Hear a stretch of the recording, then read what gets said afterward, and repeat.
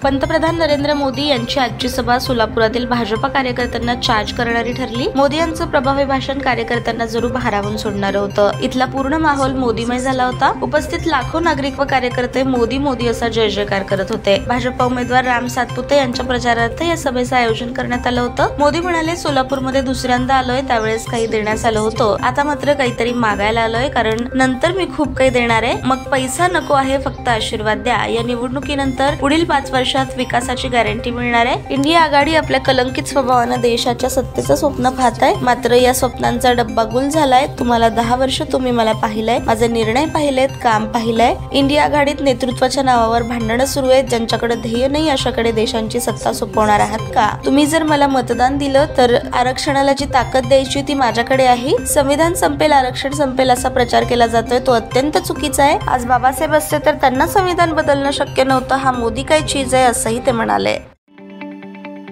ताज्या बातम्या पाहण्यासाठी प्राईम महाराष्ट्र न्यूज चॅनलला सबस्क्राईब करा।